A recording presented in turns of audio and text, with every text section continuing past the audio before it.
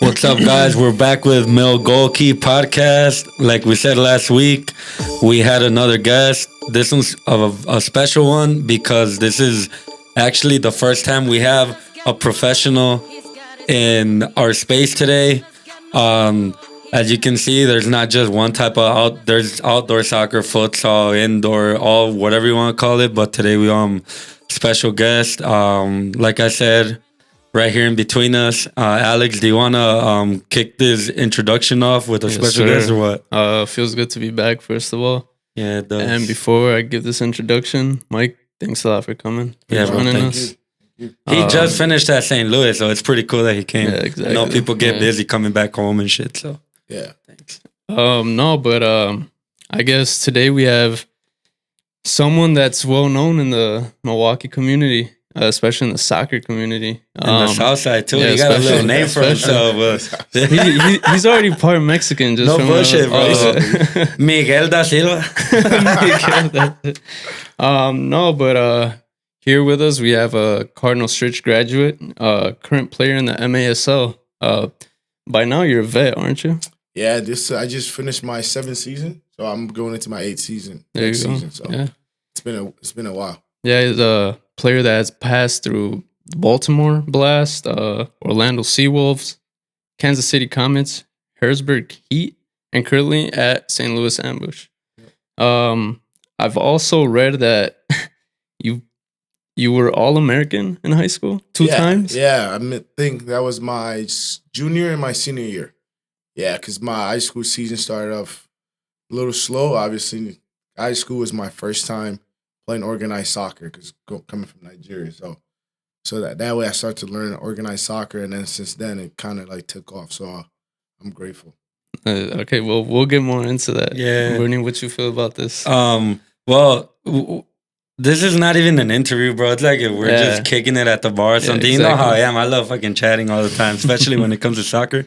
We like to dissect the space between like time frames of your life when little kid, young adult, and adult and stuff like that. First off, I want to say like I've been knowing this individual for a very long time already. Super cool guy. We can always have shits and giggles with him. He's super cool. By this time, like Alex mentioned, he's probably Mexican already too. Super nice person. Always very competitive, whether it's in the professional side and the collegiate side and going to play in the Mexican leagues or all these other tournaments. So we want to start off with you being a kid. Anything you remember? A kid meaning like 5, 6, 7, 8-ish year old. Like especially you mentioned it right away, bro. Coming to America from the high school part. Can you tell us where you're from? And we like to involve family because soccer, it's a family basically. So can you tell us where you're from and where your family's from? Yeah, so I'm from Lagos, Nigeria, but I grew up in Ibadan, Nigeria. That's where my family lived. That's where I grew up. And then I moved to America around like when I was about 13. So I did 8th grade, and then I went to play high school soccer at Milwaukee Lutheran High School. But I mean, growing up, it was always just soccer since day one. I mean, my dad played, so it was always like soccer. You either played soccer in Nigeria or you did track. There was no other sport. Bro, that's interesting you say that because I do see that a lot. Like Nigerians, like they dominate. Like that's their main sport. Like track and soccer. That's nuts. Yeah. I mean, now there's basketball a little bit, but most of the time it was soccer or track. You did either of the two, or you had to be like good in school. So you had to figure out which one your way, because you weren't allowed to not do one of the three. So you had to just figure out which one works for you. Pick and choose. Yeah. So when you were a kid, talking about and the soccer part, what got you mentioned your pops playing, right? But what really got? I guess your dad probably got you into. But what can you remember from playing soccer as a young kid? I'm talking about before middle school, like very young age, bro. Like what? Especially like your dad, where'd he play? What do you remember being like that super young kid, learning about the sport? I think I just remember obviously playing in the streets. First of all, it was mostly in the streets because it's different in the States. States, you pay to go play club. Mhm. So over Yeah. there, you play in the streets, whatever. Clubs will find you and then ask you to come play. So that's Yeah. just how it is. So I just remember what made me more like put into the game was like the freedom of it. Like when I'm playing, I'm in control, Yeah. right? So it's different than like you're at school and the teacher's telling you what to do and everything else. Just when you're on the field, you have to decide what you do and how basically the outcome of the game is based on what you do. Okay. So I just like the freedom of it. So it was like I didn't have to worry about mom, dad, brother, sister, nothing. Just Yeah. me, just play. I guess that's what we see. Like when we go to Mexico, All the time, you bro. see It's the same shit. kids playing in the streets. And stuff Yeah. like, but here you rarely see. Everything's caged up. It's It's locked di- up. it's It's hard to different, get bro. into a field. I remember Zlatan when he came to the MLS. He had his kids playing at the same age we're talking about right now, the same time frames, and he was like, "Bro, like it's crazy. Like I have my kids playing club, and I got to spend thousands of dollars. Like what is this? You know what I mean? I mean, I guess there's pros and cons to everything. I'm not saying one thing's right or wrong, but I do like the idea of like the whole freedom thing, playing in the street, and like you could be playing a game. Next thing you know, there's somebody looking, hey, come try out for my team. Like I'm pretty sure that's what happened. You know? Yeah. Yeah. How about your dad? Like, did he play at a certain level? What position? What did he do? Do you remember going to see him play as a young kid or what? Nah, my dad played center back, actually. He Mhm. was one of those center backs that were really hard. Was Like, a tough one? yeah, his favorite player ever is Sergio Ramos. Ah, So, that makes so sense. that should tell you everything. But my dad played like semi-pro, and then his mom Where at? told him in Nigeria. Okay. So he had the chance to play, but back then when he was growing up, soccer was seen as like for dropouts because it wasn't as big Gotcha. back then. So it was like, so he grew up playing with a lot of guys that played for like that ended up playing on the Nigerian national team.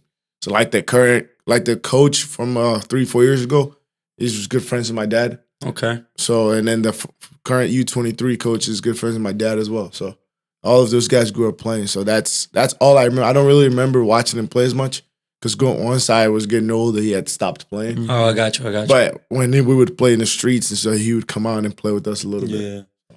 That's dope. Was it like your dad that actually made you stick to soccer more, or was it just like the fundamentals of the game and the passion? I think it's a combination of both. Because I mean, when I came to the States, my dad bought me a basketball court. He would take me to track and everything, but soccer games he never missed. Oh, okay. Like basketball, he would come when he could make it, but when it's soccer, he would find a way he never missed. So it was more of like strict for him. So it was more of like he was pushing me to play. Not like pushing me, but the support was more there than for other sports. More intriguing. For Yeah, him. yeah. So then I already loved it. So it was like, well, this other two sports, I like it, but my dad likes this sport more. So why don't I just stick with this and keep playing? Yeah. Like, oh, I have a basketball game at 9. I have a dentist appointment, son. No, it's gonna be a soccer. Oh no, I can't. Yeah, I'm going. I'm going. Literally, like if I wanted money for stuff, I can be like, hey, Dad, I'm going to the mall with my friends. Yeah. Nah, I don't know. If I go, hey, Dad, I need money. Need soccer cleats right away. ASAP. Mhm. So I just had to figure out like which way to work around it to get it. I think that's so important. You mentioned like the support with like not just like emotional support, but like financial support can be tough for like sports and shit. But that's pretty cool. I mean, it sounds like your dad was really supportive in the like being there for you, physically there for you, and like helping you out in any like economic way, like for soccer. So I can imagine your dad like must be proud of you, you know, what you got going on and shit. Yeah. I mean, I talked to him today. I usually talk to him every week. Yeah. So, and he's been to a couple games as well. So he's very happy about it. That's and dope, then we bro. always talk about the game. That's cool, man. That's exciting. We've always talked about it, going with family, going to see family, Yeah. especially if like they don't even have to love the sport. I'm pretty sure they're there for you. Like they don't give a fuck. Like whatever happens, like they're gonna support you. You also have a brother, right, that plays soccer? Yeah. My brother, my brother played at Concordia University out here. And then he's currently living out in Dallas with my parents as well. So my family moved to Dallas, so they're all over there now. Question: You moved from Nigeria straight to Milwaukee, or why are you here? Yep, straight to Milwaukee. Because once I moved, needed some family to stay with, so I moved straight to Milwaukee. So I grew up on the north side of Milwaukee. Oh, Right That off of was Silver actually Spring. one of my questions. Why Milwaukee? Yeah. Like out of Yeah, right here, every, bro. Because I asked fucking beer and cheese. What the fuck you doing? What is a Nigerian doing where there's only beer and cheese? That's the thing though. I literally came and then I came like in the spring, so like in June. Yeah. So came, had family, needed to stay with people, obviously before we get jobs and get a place to live and stuff. Yeah. So and we had already had family here. Why they came here, the first people, I don't know. But they were already here, so we just came here. And then now my parents left because they said it's too cold out here. So and then the weather in Texas is very close to Nigeria's weather. So Yeah. so they decided to move out. It's there. hot as fuck, bro. It's way too hot. It's cold there this week, he said. Because I talked to my dad today. Yeah. He said it's cold there this week. Did you learn to love Milwaukee, or was it something that as soon as you got here, you were like, oh, shit, it's actually cool? Nah, dude, I love Milwaukee, man. That's why I haven't left. Like He's one of us. Yeah, like He's one of us. especially in the summers. Like the summers is great. Yeah. Like I like going to the festivals, different festivals every week. And then in college, when we were at Stritch, Yeah. I worked the festivals. I worked every festival. Oh yeah, you would work the Polish festivals. Fest, I Italian forgot Fest, about that German shit. Fest, everything. I used to work the Sky Gliders. Yeah. All of Oh yeah, I did see you a couple times. True Milwaukee. I used to work man. all of that, bro. They Yeah. do more Milwaukee than a Milwaukee board and shit. Yeah, What so- the fuck? So I like Milwaukee, bro. It's just fun being here. Like obviously, like as much as I love soccer, I'm a big partier too. So but the party scene in Milwaukee is also dope. So I like it. when me and Alex talk about this, when people are like Milwaukee's so tragic, me and him we always like back up Milwaukee. Like, bro, no, it's not. We're close to Chicago. We have shit going on year round, regardless of the weather, and like. Yeah. So sports teams are coming up, like the Bucks are getting bigger. Then we have this new professional soccer team coming in. The Milwaukee Wave is pretty dominant in the MASL topic, and like we have a little bit of everything. So I mean, that's pretty cool from a foreigner like you to just stay and be like, dude, this is my shit. You know? Yeah, Like, I that's think dope. I think that's the thing. Most people that say Milwaukee sucks are people that don't. They don't travel a lot. Like they'll travel to one big Yeah, city. that They're makes like, oh, sense. it's better. I'm like, you've been to one city. Out of, Yeah, or that's you've a been good to one point, city or yeah. one state out of the 50. You just went to Wisconsin Dells, bro. Come on. And you live in Milwaukee, and then you go to they go to like LA. They're like, yo, yeah. Milwaukee sucks. Yeah. Like, you realize there's probably 48 other cities and states that sucks more than Milwaukee. Yeah. But then they No, don't travel. They're like, it that's sucks. And I'm like, all definitely right, true. well, That's you true. can leave and leave more for us. Question for being a kid. What team do you support? I know the answer, but do you want to let the people know what teams you support? Like in the Premier League? Anybody you want. Like, in the Premier- who'd you grow up supporting, basically? I grew up supporting Chelsea. It's always been Yeah, Chelsea. he a Chelsea fan. Always been Chelsea because of Drogba, SCN, Mikel, Maluda, all of them. Bro, every like African that I know, Drogba's huge for them, bro. Yeah, bro. Like he's a fucking god, bro. I'm surprised he hasn't ran for president, bro. But they asked him to in Ivory Oh Coast. shit, for real? Yeah, because he stopped the Civil War in Ivory Coast Oh yeah, by himself. So read after that, something. they asked him to be president, and he said, or prime minister, whatever, and he said, Yeah, no. Yeah. I did read about that shit. Yeah, That's actually cool that you can relate to that. You know what I mean? Because it's like it is. people bro. choose their favorite team just off like I don't know. I've watched it on the TV for the first time. Yeah. That's how I watched United for Yeah. the first time. But it's like you get to pick these players. Oh, they're from Yeah. where I'm from, and And he's you a know, fucking club legend, bro, which is Oh, pretty yeah. fucking badass. You know what I mean? He was a beast, bro. Yeah, because I mean, everyone always talks about this players from Europe, but back then, Africa, we had JJ Okocha, Drogba, Eto'o, Kanu, and that was basically it. yeah. And then maybe Mikel and Essien, but those the first four were like the main one everyone knew. So like Mhm. I imagine every like Nigerian, that's like their main soccer inspirations, right? Like Yeah. that's where Oh, it yeah. comes from. Yeah, it's JJ. It has to be JJ. Yeah, he's good on FIFA too. Yeah. Shit. We can mention the topic now about like high school. You mentioned you got here. Going strictly on like the soccer side, how did it go?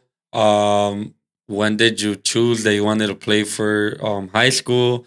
Where if you played it in any other club during high school times, and how was your adaptation being a foreigner to the country? Because it's a huge leap coming from fucking Yeah. Nigeria all the way to Mhm. beer and cheese town over Yeah. here. You know what I mean?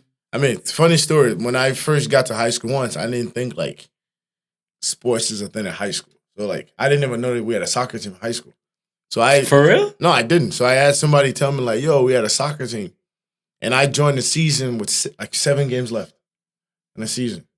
So I played. So that was like just weird to me. So it was good, and then it was actually funny because we had a tournament and I was the freshman. So right away they put me on varsity, and then one of my teammates, Josh Mansour, I think I stole a goal off the line or something. It was about to tap it in. So Dude, is that the Mansour that we know? Probably. Is he really funny? yeah, this guy's hilarious, bro. Oh, Like, it has to be. Okay, yeah. We know this that. guy, like, I think the couple 7 games, I scored like 3 goals, and he started calling golden freshman or whatever. But Golden freshman? Yeah, I don't know why he started that. So it was like a thing, like it became an actual thing. Yeah. And then sophomore year, it was kind of, once we got to do more practices and stuff, it was weird because the way that I play, that I grew up playing, is like very hard, right? Mhm. Yeah. So in America, that's a foul. Over there, it's a play on. Facts. So you go through someone on a tackle, you win the ball, they call a foul. I'm getting up like, yo, how is that a foul? They're still running with the ball. Yeah, I'm like, how is that a Waiting foul? like, bro. Like, this is not swim. Like it's a contact sport. It's not a foul. Yeah. So I think even till today, it still gets me in trouble sometimes. I'll go through a tap. I've seen it, bro. It does get you I in think we've trouble. all seen They're it. like, yo, what are you doing? I'm like, yeah, whatever. But Do you think you get that aggressive style of playing from your dad? That's a great question. I think yes, and also, Or is it just like since you played in the street in Nigeria and stuff like that, like is it something that's I think a little bit more from my dad, and also more for like indoor. Yeah.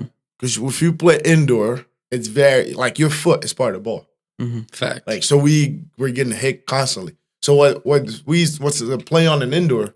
You get outdoor, it's a foul every single time. Yeah. that's very So- true. Especially in certain areas, bro. Like Yeah. if you're a left back and you're on your defensive corner and you just go like this and they push you a little and you fall, Right it's an away. automatic Yeah. foul. Like, bro, no, it's not. Yeah, so like if at indoor, if I'm defending, I can grab your arm and then put that. That's not Yeah. a foul. Yeah. Outdoor, I do that, they're blowing the whistle right away. ASAP. So it's like trying to find a balance. So Yeah. that just it's very hard sometimes, but after a couple of games, you start to like figure it out that I'm back. Had to adapt and Yeah. really see what's going on. And how did it go throughout your high school career? I guess you can say like It was fun. I think as the time went on, it was on the uprise. Like freshman year was so sophomore, so junior and senior year. I think that's when we didn't have the best team. We also played in the most difficult conference in the state, in the North Shore Conference. all right. Which that's when we had Germantown, Whitefish Bay, Homestead, Grafton, Cedarburg. Mhm. We I had all- played with all those guys Yeah. in the academy In the and club. FC. Yeah. And I knew those schools were good because a lot of them played with me, like in clubs. So I was like, oh, it must be good. You know what I mean? So Yeah, I can I think- imagine. I think almost every conference game finished at least 4-0 that we lost.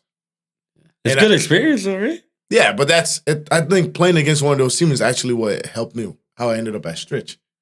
Yeah. With the high school. Because it was the coach at Stritch at the time, Kevin Brennan. Yeah. We had played Whitefish Bay, and they were ranked number 3 in the state, and they were ranked in the nation. They've always been pretty good. Right? Yeah. So they expected to just come to our school and just blow us Just out. kick it. Yeah. And then we were tied 0-0 with like 5 minutes left, and the coach was getting so mad. And they pushed up so high. And then I remember we basically parked the bus. yeah. Like we were just like, we if we tie this game, so be it. Because conference games don't go into extra time. So we were just like, let's park the bus. And I remember we like won the ball, someone cleared it, and it was a foot race. Back when I used to be fast. Now I lost my speed. It was a foot race. So won the ball, and I was so tired. I swear, I just kicked it at the goal because I was so tired. Ended up scoring, and then that was the first time. And you guys won the game? Yeah. Fuck. That was the first time since 1996 we had beaten Whitefish Bay. And And it then- was you. It was me, and then the next couple of days I got a call from Cardinal Stritch because Yeah. the coach had talked to the coach from Whitefish Bay, and then he told me that he wanted me to come play there. That's how I ended up. Oh, that's That's actually a cool. good story, yeah. no shit. I don't know if this is true. Correct me if I'm wrong. I read an article that, and it's funny because you mentioned it earlier that in Nigeria it's either track, basketball, and soccer. Mhm. You played in high school varsity basketball too, Yeah, I used to play AAU basketball for a little bit. and you did track as well. Yep. So you did all 3 in high school. Yeah, because it was more of like, so I hate school. Like I hated school, not anymore, but but I needed to somehow keep my grades up because I wanted to play sports. Mm-hmm. So it was like I knew if I wanted to play sports, I'd keep my grades up. So that was it. But it was good that I liked it. I did. Basically, I never had off season. Because always doing something. Yeah, because in the spring I had track. In the summer I was doing club track and AAU basketball. Yeah. In the fall I was doing soccer, high school, and then winter I was doing basketball. So even during in the fall we used to do open gym basketball in high school. So I would we would have open gym at 6 a.m. to 7:30, and then we'll shower and go to class all day, and then I would have soccer practice in the evening. So I never really had an off season. So it was good because obviously it helped me graduate and everything. Yeah. Well, that's good because look at now, like, it's not just about a sport. It's about you being an athlete overall. And that's probably what got you to where you are now, you know? Like, you're an athlete. So, like, that in the long run, it paid off. I mean, you probably thought, fuck it, I'm just running laps in this motherfucker. But shit, it got you to where you are now. So you never know, bro. That's pretty fucking cool. Yeah, no, for sure. I never thought I would play professionally, honestly. Yeah. Because it was just like, once you started getting like, because I never really played club. Mm-hmm. So you start seeing like the states, like most of the time, if you don't play club or go D1 college. Yeah, that's like the first step to like going up anywhere. So that was my other question I had. You didn't play club at all? I think like my brother was on it. I didn't play club really, no. No? The first time I had played club, like actual club, was my brother played for Fusion at the time. Okay. That's when Jimmy Banks, the MSOE coach, he passed away a couple years ago. Rest in peace. Yeah. So he was my brother's coach, and then I used to go watch their practice. And then this was when I was at Stritch. Well, I can say it now because I wasn't supposed to, but they don't know. But I was... Hey, Jamie Bladen. No, I'm just kidding. I was at Stritch, and then I would go watch my brother practice, and then I would train with them. And then I remember one day the coach was like, hey, how old are you? And I was like, I'm 18. And he's like, when's your birthday? And I told him. And he was like, you can play, because back then it was on the birthday. Yeah. So I was like, well, I'm in college already. It's U18. Everybody was like 15. I'm like 18 already. So he was like, well, I was like, well, I can't. I have practices and games. He's like, you don't have to make every practice. Just come to games whenever you can make it. So whenever they needed players, I would play. I would go to tournaments with them. So that's literally my first time. Your formal first club or whatever. And what'd you think of it? Like, why? You must have liked it, or there had to be a positive outcome because you would go. Yeah. You get me? So what did you think of that? It was fun because it was different, right? Mm-hmm. One, I knew Jimmy was the coach at MSOE. Yep. Right. So not only am I learning from another coach, and he played in the World Cup. He started games as a center back. Mm-hmm. So I was learning from a coach that played in the World Cup, and while I was also, and I saw that as extra fitness, right? Sure. So that's literally, I think it worked to my advantage. Yeah. It was good. It was good. And then always playing like the structure part, also being able to teach people, which is why I'm also into coaching, because I'm able to help people as well. Because I always wish, what if I had a coach, my career could be so much different growing up. But I had to learn everything on my own. That's a nice way to think about it, like for now what you're doing. Yeah, so now I'm like, all right, well, let me give back whenever I can. Nice. For the transition from high school to college, aside from like the educative part and like school and whatnot, the soccer part, was it a lot different to you? Like, was it more serious? Did you have to take it more serious? Oh, yeah. Yeah, I mean, you have to, because most high school teams, people join a team for like to hang out with their friends. Yeah. To play with friends. College there's no friends. Like me and you could be friends, but we both play the same position. I can try to be nice to you, whatever. Coach doesn't care. I'm playing over you. Fact, so there's really it's competition all the time. And people are there for a purpose. Like a lot of people go for a soccer scholarship, so they're like working their ass off. Like, fuck, this is my job too. You know. Yeah. So, and coaches aren't there to babysit. Like you're there to play. If you're not there to be serious, you're off. Yeah. So I know it's so much different. And everyone, high school, you can be bigger, faster, stronger than everyone else. In college, everyone's big, strong, and fast. So you kind of have to adapt how to play simple, play faster, and everything. So yeah, I think there's a whole process to it. I think you reach your highest potential in those years. One, because your body's like damn near fully developed, and like you push yourself. Like, dude, I'm slow, bro. But you remember the fitness tests that they would make us do, bro? I would finish them. Yo, I hate those. And they were fucking hard, bro. But I was the fittest I ever was in my life because you're exposed to like a different environment. They're like, if I'm not there, I gotta catch up with this guy or with that guy. So like we would have like those fitness and like cardinal, bro. It was like I was like unleashing another side that I didn't know of myself. So you always gotta be on top. Yeah, of it. I don't, dude. It was those things. Those fitness tests suck, yo. They were hard, bro. Yo, they were so hard, bro. It was crazy. But the thing is, though, like I don't think this year when we had a fitness test in St. Louis, I think it was my first ever fitness test that I've ever passed in my life. For real? I swear, because it was hard, but it wasn't that hard. You know what I mean? Yeah. Because it's just to see where we're at, because we're gonna work on fitness, like a review. Gotcha. Yeah. But it was like the first time I had ever, because to me, like, I think everyone, remember Burnout would say, it was like, I think it was more of a mental thing. Like, if we just say, hey, let's go run 4 miles, I'm not finishing that 4 miles. I'm not. Because there's no point. I'm not running a straight line. I'm not doing track or like doing, like, what's it called? Cross country. Yeah, you wanted to find a purpose to it. Yeah, but if you put a ball in front of me, I'll give you 90 minutes, 100%. Yeah. So it's like, it's crazy. So I'm like, I can't do those. Yeah. I'm trying to remember, but did you play in UWM's club team? Yeah. Yeah, right. Yeah, I did my freshman year actually. So after the thing when I got recruited by Stritch, I went to the UWM ID camp. And then I met Chris Kelderman at the time, and then who was the coach, and he asked me what school I was going to, and I said, I'm actually looking to come to school here.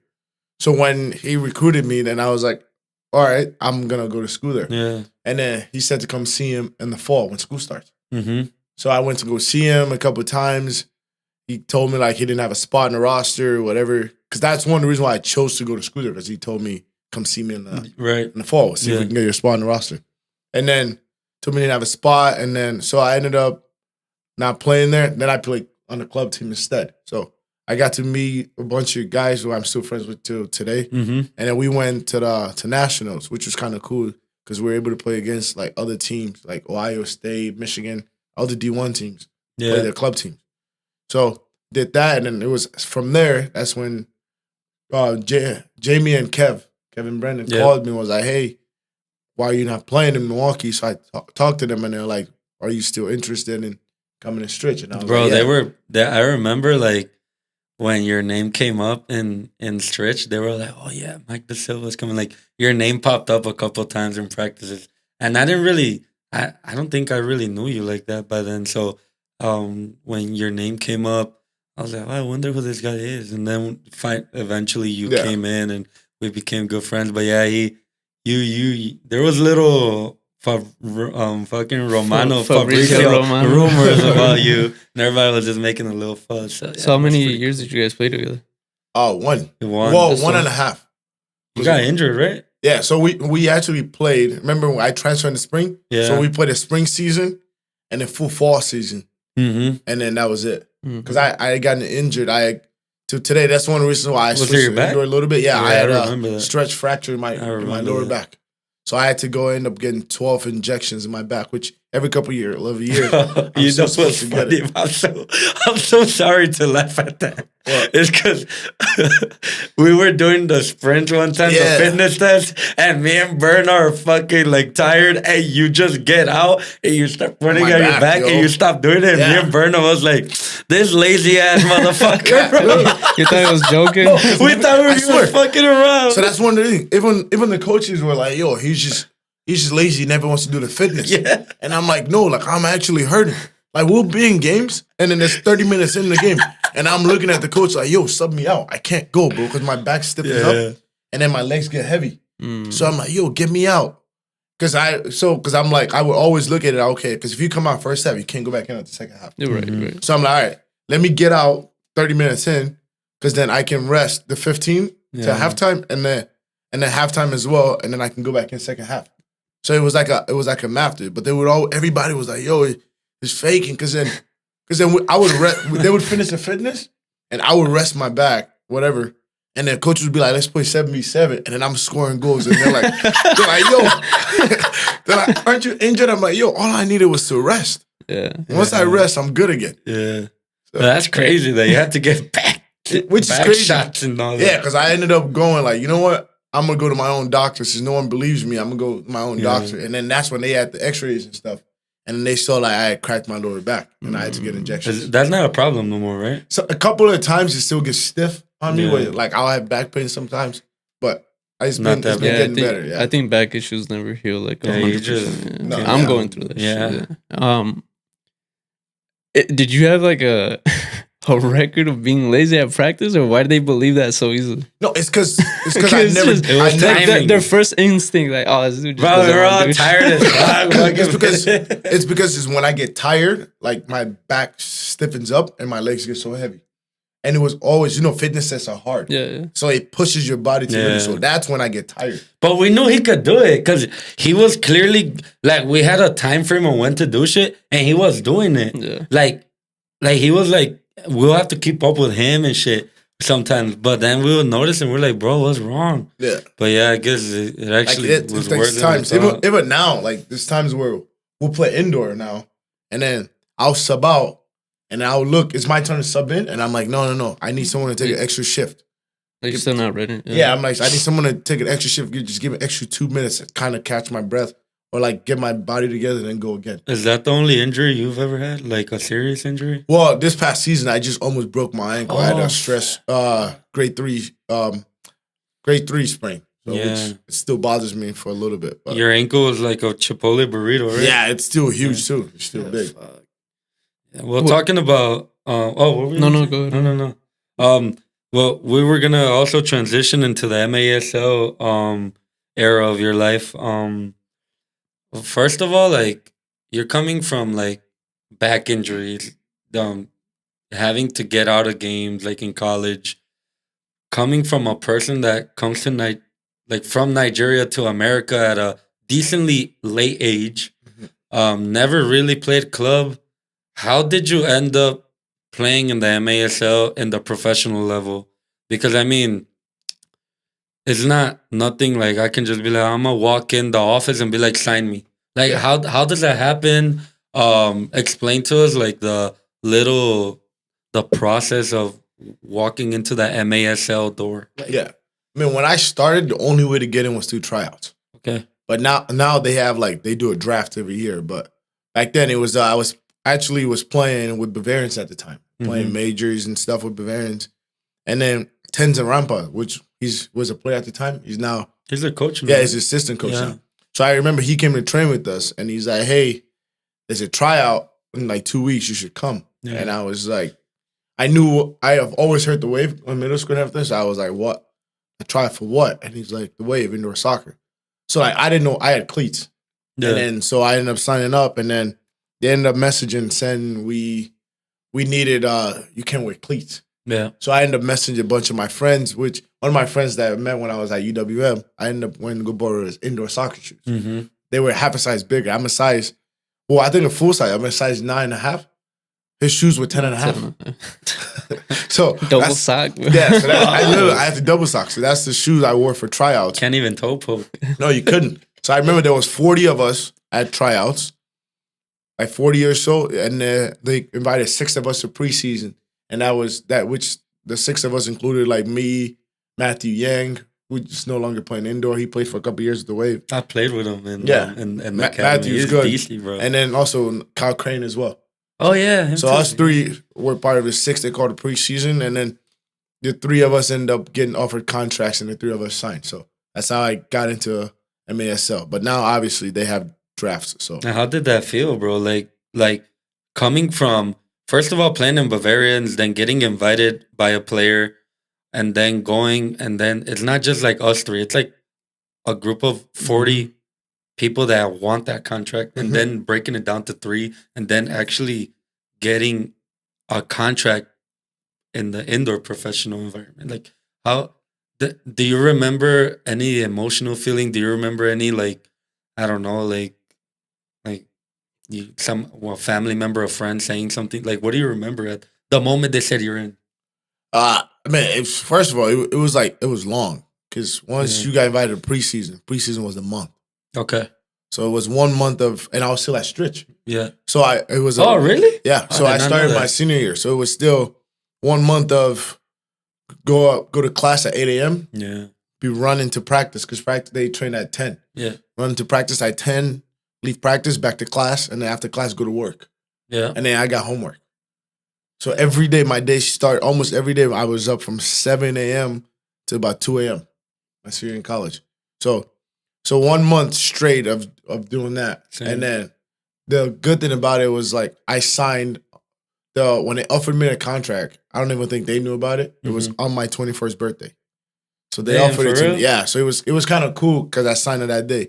So I went back to the school, to office, and it was pretty good. I think for the next 3 days, I was like, yo, is this even real? In shock, yeah. Because it was just like, what? Because I had never played indoor. Right. So just learning it with the wall and everything. But I mean, I'm happy that I went to the trials. So that was actually your first time playing indoor? Yeah, I had never played indoor before that. You never played with a fucking wall before or nothing? No. Like Elon, Brookfield? No. Bro, I feel like the MASL for him was like, God was like, he knew he was going to play there because he found any way possible to get you there, bro. Yeah, that's crazy. I had never played indoor. The only indoor that I played before was inbound, and that's like futsal. Yeah. Futsal. So I had never played with the wall or anything. That's crazy, bro. Because I think Giuliano told me it was like, use the wall only when you need to. Yeah. You don't have to use the wall. It's just there to help you out as an extra player. Right. So I think that's what just helped. It was like, don't rely on it. I think now when you play, most people try to be like, oh, it's indoor, I have to use the wall every time. It's like, no. It's there when and if you need it. Right. I've played in all types of soccer, so like I have a little feel of it, but it is a little more challenging playing with the walls. I have to admit, especially as a keeper, you're getting it's very strategic for the keeper also, but for a player as well. Like all those like toe poke passes in the wall that can end up on the other side of the post and all that stuff. Was it hard for you to adapt to that type of soccer, or like is it kind of more of a thing that you were like, I can do this and it just happened? I think it's to fully know indoor, at least for me, which I still don't fully know it. It took me about 2 to 3 years. Right, because you're learning the angles of the walls. Because every wall of every arena, the ball bounces different. So you're learning the runs, which indoor and futsal are almost identical. Okay. So you're learning the runs, stepping on the ball, rolling inside, like shooting the back post, tapping in. Yeah. So many things to learn. Like when to go forward, when to step on it, when to double team, all of that. So there's so much into it, but it's very obvious if you don't know it. Yeah. When you're playing, because once teams figure it out, you're in trouble. Yeah. Especially if they know you're a rookie, because then they know, okay, this kid's gonna put his head down and dribble every time. Yeah. So now you have double team coming from behind, and you're losing the ball every single time. It's a lot of little strategic little things. details. It's kind of like a basketball game in a way where you're doing this and that to get to the basket or all that stuff. Do you have a preference? Indoor, futsal, outdoor? Oh, I love futsal. I think I like futsal more now that I play indoor, because it translates to the indoor game, right? Yeah. But obviously, if I could choose which one to play all the time, futsal. Bro, I might be wrong. You know better because you obviously play with professional indoor people. I think if the MASL was strictly futsal, bro, we've had people would prefer futsal, and the games would be like insane. Well, that's why some of the best players in indoor are Brazilians. Yeah, because you could tell, bro, because they grew up with the futsal background. Yeah, and then the runs, the stepping on the ball, everything is basic futsal. Same shit, right? Yeah. So they know, like Marcio is like brilliant at futsal. Yeah, but you can tell he doesn't use the wall unless he has to. Right. So you can tell the way he plays and steps on the ball. It's mostly all futsal. Luan as well. So you'd say the fundamentals and like the favoritism of the players would be coming from the futsal atmosphere and shit? Yeah. I mean, the league used to, now that there's a thing with like visas, the league used to be mostly Brazilians. Yeah, Every team had at least 4 or 5 Brazilians on the team. I do remember that. Actually, I like taking my little brother and I like going. We go once in a while Yeah. because the games are fun, bro. Like it's not just like I love watching the outdoor games, especially like on TV or whatever. Like it's cool, but like here, there's like action 24/7, and then Well, all it's these back and forth. all man. these little extra like things, like the blue card, like the whole shootouts, and like all this stuff makes it really. It's just fun, bro. Like Yeah. it's something different. You know what I mean? Is that hard to adapt to? Because let's say for example you're playing outdoor, Mhm. regular soccer rules, but then you have a game. Let's say tomorrow with St. Louis Ambush. Yeah. Rules change 24 hours. Is that hard to adapt to? No, not really. Especially at the beginning. I've done it for so long, not really. So Yeah. it just, but then again, like you just have to keep up with the rules as they change yearly sometimes. But like they might change the goalkeeper rule this year, they might not. They might add a futsal rule because our league and futsal are very like intertwined. Yeah. Like right now, like Utica City, like their coach is the coach of the U.S. futsal national team. That's Everton, right? Yeah. Yeah. So He was his coach too. Yeah. So it's like it's very similar, but like the rules don't change to me. Like basically, I know them enough to the point where I. But in your first year, it was like. Oh yeah, first year for sure. Blue card. What the fuck is that? Yeah, or like they'll make a call or something, and they're like, they kicked it out, and they're like top of the box. I'm like, how's that top of the box? Should And be they're like, from well, where? it didn't take a deflection, or they're like, it took a deflection, so it's over there, and I'm like, oh, okay, whatever.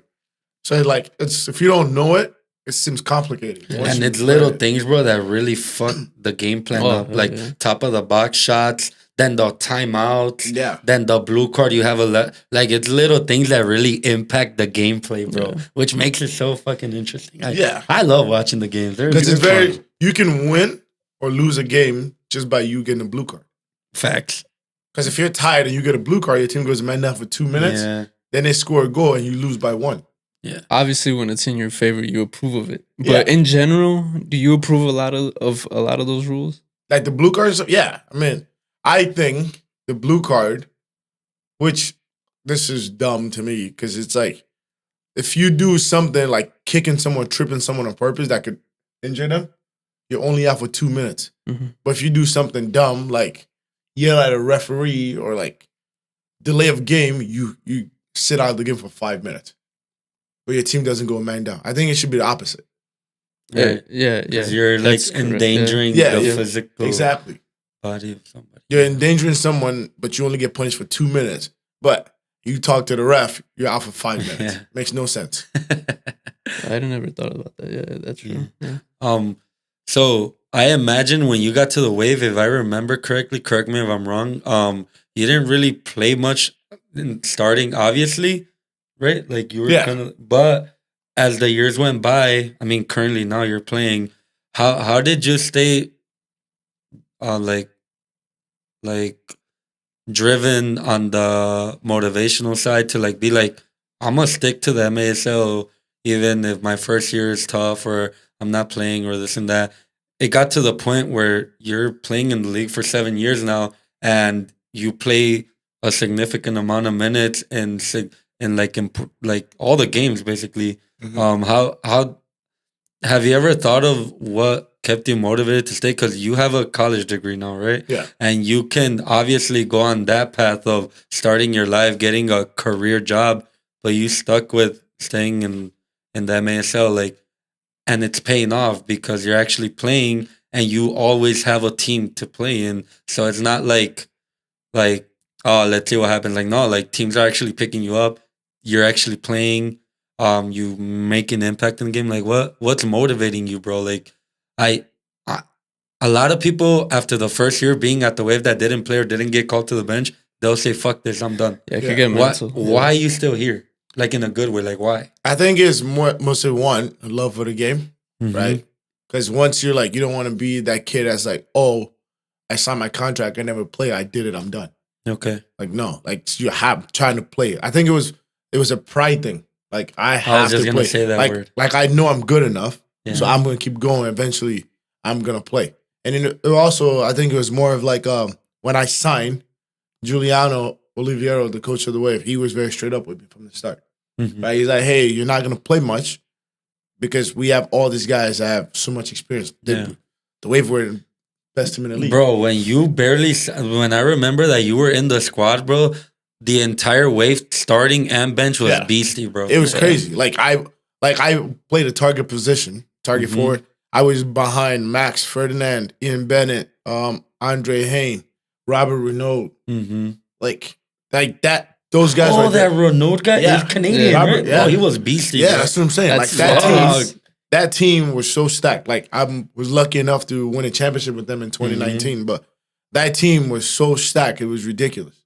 Yeah. So it was more of like he told me straight up like, hey, I want you to just stay, play, and learn from these guys. Because they're all playing the league for a long time.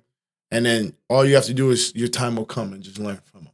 Yeah. So that's when my contract finished with the Wave and I was offered to go play somewhere else, then I took it, which I'll always give it to the Wave because without them giving me a chance to learn, I would never know it. I think you were smart by obviously, well, I would love for you to play at the Wave, but like, bro, this is my hometown, Absolutely. right? But like, I'm actually for you. Like, I'm glad you took that step because look at you now. You're actually getting more playing time. You can take a higher role in the team. Like, that's pretty good, bro. That you took that decision. Like that, it looks like it's paying off. You know? Yeah. I mean, eventually, I'm not gonna say never. Eventually, eventually, the goal is to come home and retire and finish at home. Yeah.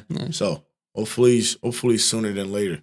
Yeah. Hopefully that. I mean, all due respect to his current clubs and stuff, but I do want to see him play for my hometown. I also did see that you're currently playing with some pretty good players. There's a guy, your captain, long hair guy. Oh, William Eske. Beastie. Yeah, he's so fast. I bet there's just certain things that like from any club, whether if you make playoffs or not, whether if you're top of the league, bottom of the league, you could learn so much from these players. Like I know your goalkeeper is very good too. Is there any like that you can remember a certain player? It could be from any of the teams you've played for that Alex mentioned. Is there one specific guy that you took wisdom from or like you kept with you till current day, like that you learned from? I don't know, just anything that you can think of. Oh, that I'm still friends with or still talking to today. Whatever. It could be any. There's two of them, and they know it's Max Ferdinand and Guillermo Vega. Okay, those two, because when I first started, and also Josh Lemos, the keeper. Oh, he was good. Yeah, bro. so he was also. So that's saying. So those guys, when I first started, they basically took me under their wing, and they taught me. They would like basically motivated me. Like I remember there were practices where like I was awful, and Josh and Max and Vega would get on me, like yo, like you're better than that. You need to play harder. You need to play faster. Like go. So I think those guys, I'm still friends with them. Josh is back in Canada now, but Max and Vega, they're in Milwaukee. So whenever I get to see them and hang out with them, it's always still good to see them. So those three guys for sure are the main ones. So you think what you take from that, like having that big brother energy and being like, come on, like pick it up and like not feeling alone in a way? Yeah, for sure. I mean, I actually almost forgot Andre Hain as well.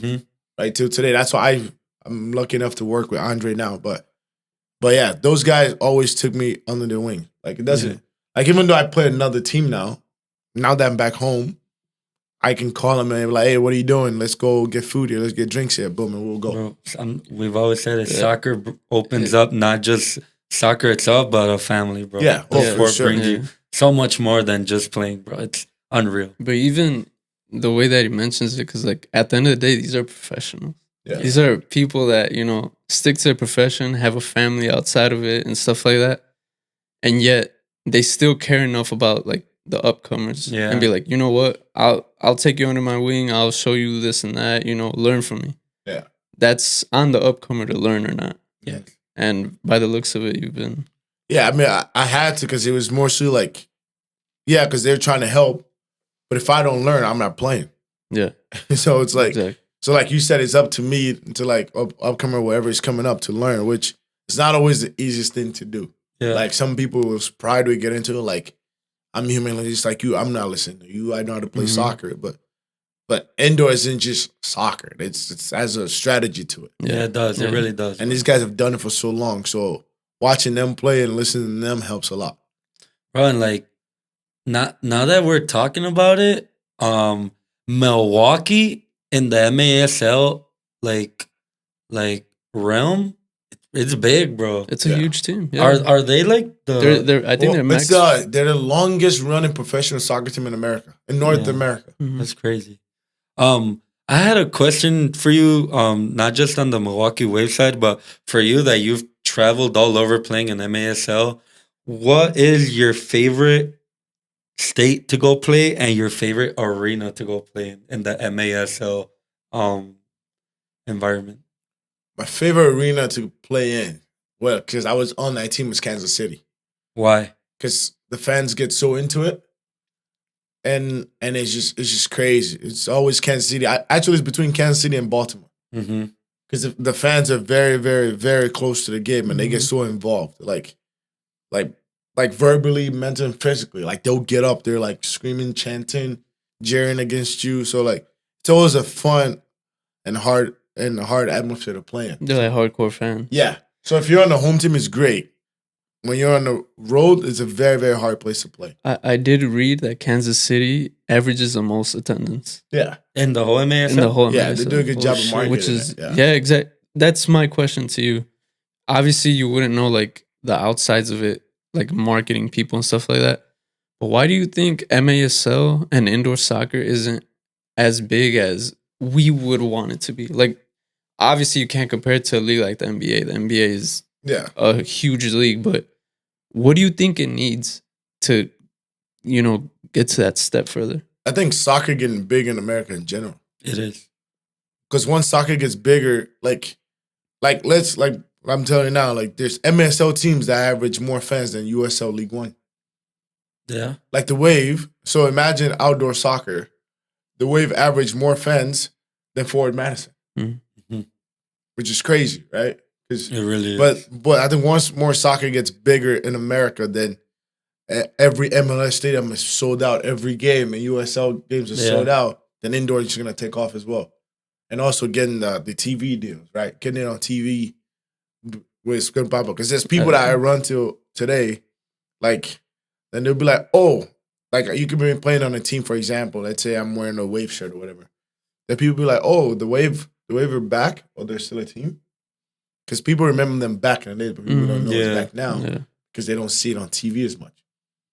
So I think it's once we get a TV deal again, like back in the day, you used to be able to watch it on if you had the Time Warner cable. I remember all that. Channel 24. Yeah. If they get it back regularly on TV, you get more people. It starts to blow up again. I would love for it to get to the point where like every player can at least like start with like I don't know how to word this. I don't want to completely fuck it up, but like I would like for it to get to the point where the MASL player can just focus on being a MASL player and not have to worry about like having to have a coaching job or something else to like make ends meet or like have that lifestyle they want if they do have a more luxurious life. I would like the MASL to get to that point where you can be like, fuck it, okay, my starting salaries are like 55, 60K a year or something. Yeah. I'm just throwing stupid numbers. But you know what I mean, right? Yeah. Decent living. I wanted to get to that point because like I think players deserve it. You guys are very talented. Even though it's not outdoor professional like soccer, it's professional soccer at the end of the day. You guys work hard. You guys have away games, home games. I'm pretty sure your organizations like work hard for you guys. And I just really hope, and again, I'm just probably talking shit, but as a fan, I really hope it gets to the point one day where the MASL player can get fully compensated for their work. Because I think you guys deserve it. Bro, if you go to any game, I'm pretty sure in Kansas it's the same shit. Like, bro, the people enjoy the games, bro. Yeah. Like, people show up. Yeah. Like, you know what I mean? So, like, I think you guys deserve that. And, like, I hope it gets to that point one day. And that's the only, because I'm saying it from experience. Like after college, I was like, I didn't have a job for 8 months because I was doing landscaping. I was trying to look for a job, and I was still kind of like I was doing pretty good, like playing in the leagues over here. And I was like, dude, I'm like still surpassing like the regular Sunday league level. Yeah. And I was about to go like try out for the Wave because I was still young, like 21ish or something like that. But at the end of the day, I ended up getting a career job, and I was like, fuck it, like I'm just gonna do this. But I would love for like the young straight out of college to be like, I'm gonna work hard to stay in the MASL, and I could forever like have something like an outcome out of it. You know what I mean? Like it's pretty cool. Yeah, I mean, I hope so. I hope it does before I retire. I hope so, but I mean, yeah. Hopefully, it gets to that point, like back in the days when if you watch the Michael Jordan documentary on Netflix, like indoor soccer was outselling the Bulls, Chicago Sting. Like the Bulls had to switch arena because of indoor soccer. Yeah. So I'm hoping it gets back to that point, but then again, it's gonna start with getting it back on TV. I think you know what though? I'm really hopeful for you guys to get like that to that point, because lately, bro, I've been seeing that MASL teams are slowly pushing for like those type of like compensations, because bro, like the Empires have two. We're Chivas fans, you know. Like they have like these guys are legends, Marco bro. Fabian, like these guys are legends, and they're playing in your league, bro. Yeah. Like you're in the same fucking league. I was gonna say, you know what I mean? I had to defend Marco Perez the whole game. I think no, not Marco. What's his name? Blas Perez. Yeah. Another example. Like this guy played for the national team. And all that shit. This is actually, I think this was 2 weeks ago. That was Sidekicks? Yeah, Dallas Sidekicks. I had to defend this guy the whole game. One of the hardest guys I had to defend in my life. Because the guy he doesn't move as much. Yeah. But he's very smart with his movements. Yeah, bro. So you just have to keep like realizing when he's moving, like, and he will. Like same to Marco Fabian, they don't do much all game. They're not gonna run everywhere, but they're gonna score 2-3 goals every game. So they just find a way to do it. That's what I noticed about IOV with Monterrey Flash. With Flash, sorry. Yeah, it's like he's not gonna hit sprints here and there, aside from his age. But it's like you could just tell he knows where to be, bro. Yeah, that's why I'm like, that's why I brought that topic up of the whole like MASL coming up. Because like you're starting to get people like from that were club legends playing in this league, and it's like, bro, okay, if you're paying X amount of money to this legend, I'm pretty sure sooner or later, like when the sport hopefully does get more popular, that it'll get to the point where starting off you can make a decent. You know who started that? It was Landon Donovan. At the San Diego, right? When Landon Donovan came and put indoor. And he did. And then after he did it, Jermaine Jones did it. The team Empire now, they used to be called Ontario. So Jermaine Jones played for them. Oh, I did not know that. Yeah, so they were Ontario Fury, so they changed their name, but Jermaine Jones played for them. So those two started it. Bro, and then you have people like Wolfo. Bro, I was just going to say that, bro. For us, when Wolfo Bautista, bro, Chivas legend, when he came to the Mustangs in Chicago, we're like, damn, bro, we're probably gonna see a little more of this type of like these type of people coming, and like slowly it's getting there. So I like where it's going. Hopefully, I know you're gonna be in the league for a while because you're working hard and shit, and we can all see it, bro. And it's just exciting, bro. At the end of the day, like I wish I would have gone to the other game. There's a rumor that's been coming around for a couple of years that Ronaldinho's supposed to have a team in Vegas. An MASL? Yeah. Vegas out of every state, right? It's fucking Vegas. Especially for him. It's Ronaldinho, Vegas, yeah. I mean, imagine Ronaldinho. He'll probably try to play, but at least he can go to the game and party every day if he wants to. But hopefully he's able to do it, though. But even people knowing it's his team, that's already huge promotion. Oh, yeah. You know what I mean? Big time. I have two little MASL questions for you. You mentioned it, but what is the hardest team you've ever had to play against, and what is the best team you played with? Played against? Oh, San Diego, man.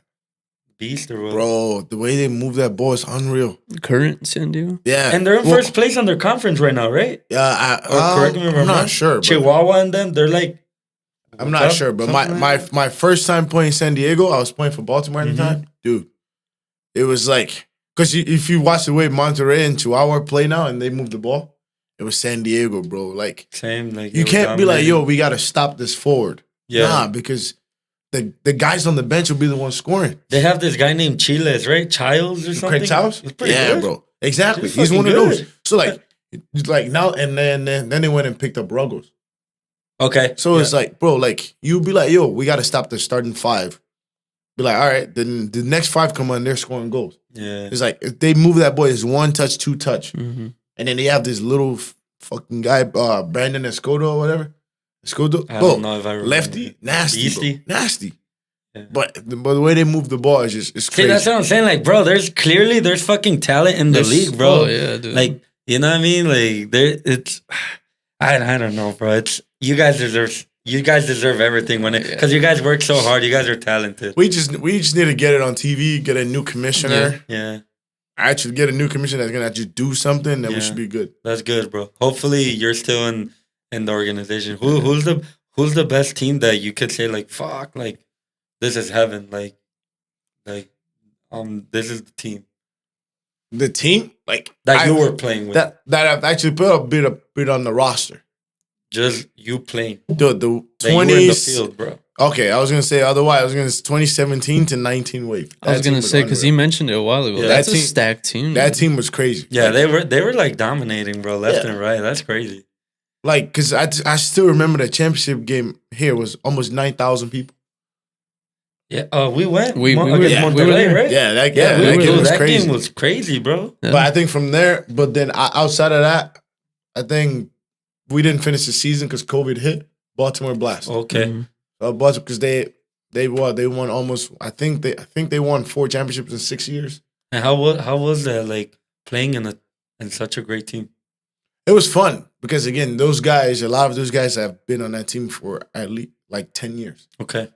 So they have their vets and their main core. So Their keeper's the vet, right? Vanzuela. Benzel, Is yeah. it? He's good too, Yeah. bro. So every He's couple very of good. years they'll add a couple new guys in there to help out, but those guys still stick together. So and they have their style of playing, and they stick to it. And Okay. it's been working for them the last couple of years. This year they didn't do so well, but the years before that it's worked for them. It's almost like when you go play here at Complex, you have that one team that always sticks together, Yeah. and you know they always play good. Or they make it to the final Yeah, always exactly. and shit. Yeah. Like, yeah. I know you mentioned retiring, and I know it's too early, especially at your age, and we don't want you to retire anytime soon. But do you plan on sticking to MASL? And if so, for how long more? Like if let's say injuries are not in the way, it's not a discussion. You stay 100% fit. How much more do you want to play? I think for as long as I can, possibly, right? But obviously, age is a thing. Like I'm about to be 28 now, right? That's still young. Yeah, but gotta start thinking about a family. You know what I mean? Yeah. Yeah. So it's like, as long as I'm able to play in the same city or state that my wife and kids are in, I'm gonna keep playing as long as I can. Okay. Because it's Like something stable. Yeah, because it's hard to because right now that I play for St. Louis, it's hard to leave in November. I say bye-bye to your family for 6 months. Yeah. That is. And then come back, especially if you have kids. Imagine your kid's 6, by the time you come back, your kid's 1. It's like, yo. It's like, what? Hey, he can fucking walk already. Yeah, bro, God what? And your kid doesn't even know who you are. Your kid's like, uncle. You're like, no, I'm your dad. so it's like crazy. So as long as I can do it in the same place, then yeah, I'm going to do it as long as I can. That's good. Hopefully it's not anytime soon. Man. No. Dude, you At least 5 more years. Oh, that's good, bro. That's at least you have a goal. Yeah, at least 5 more years. You also coach at 99 Field? Yeah, so I've been working at Field Can 99. you say, like, explain to the people? Like, Yeah, what that so I is? started, which soccer builds that little bond like we talked Always, about, right? bro. So Andre took me under his wing when I was a rookie. So Mhm. now Andre has his private training facility Mhm. and all team training, group training. Teams can also rent it out. So Andre called me. He wanted his close friends to help him Mhm. run the thing. So when I'm back in town, I run group trainings and private training sessions at Field 99 because it's right there in Oklahoma. Mhm. So it's owned by Andre, so I just go run sessions then and Okay. stuff. So that's what I do when I'm home. I do that, run private sessions on my own as well, outside of that. And then I coach for Elmbrook United. So I was just gonna ask, being a coach is a part of your daily life when Yeah. it comes to soccer. Do you? I asked this to Favi the other day. um, do you get some type of special satisfaction from coaching children, bro? Because I feel like I'm not a coach, but I feel like if I would do it, it would be like I want to be a father figure to them. Yeah, I mean, I started coaching when I was 18. Mm-hmm.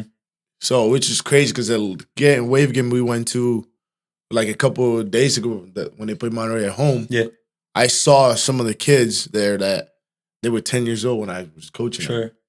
So I think it's pretty good to watch them develop. That's nice to see. Because some kids, like you had seen them, they had never kicked the ball before. And you're like, yo, this kid's actually good now. So like when you see a kid going off, doing good in high school and going off to college to play, makes you feel happy and proud. Like, yo, I coached that kid. Like I had a influence on helping getting them there. Yeah. But and that's the best feeling. I witnessed that in one of the games because you weren't playing for the Wave, but you were playing against the Wave. I think it might have been the Comets.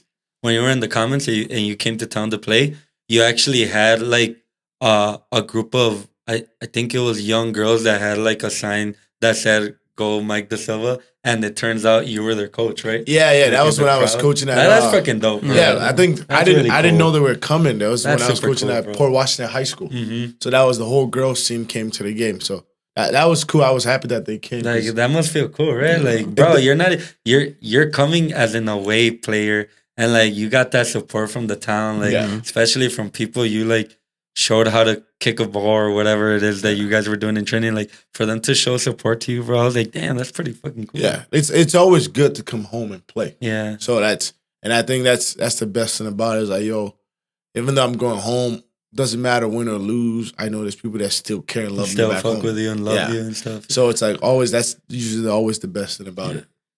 I know we're running out of time here. You brought a little something with you Yeah. that you want to show?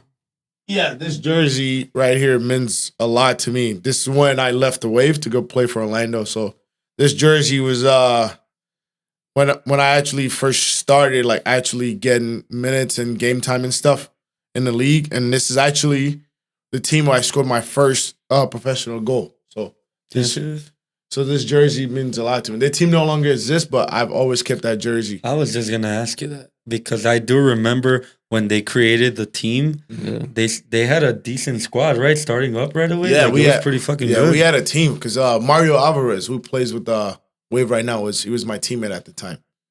We had a really good team, but unfortunately the team folded.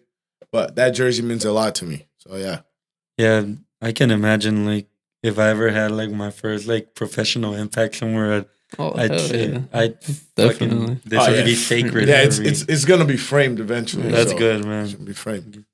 I know, like Alex said, we're running out of time. I want to say, thank you for your time for coming, bro. I know you just came back last week.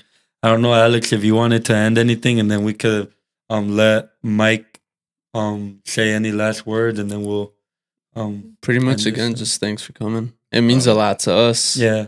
And I've played with you a couple times and like complex and stuff like that, and the competition that this guy holds is like insane because it could be regular mid-season game and conflicts or whatever, and this guy's yelling and that's good. He wants to win all the time. That's why, man, like I said, thank you, and I wish you the best. Hopefully your career keeps going on for years and years. MASL legend type thing. Yeah, I hope so. Hopefully someday. Listen, thank you guys for having me though. Like, I mean, you guys said we played together.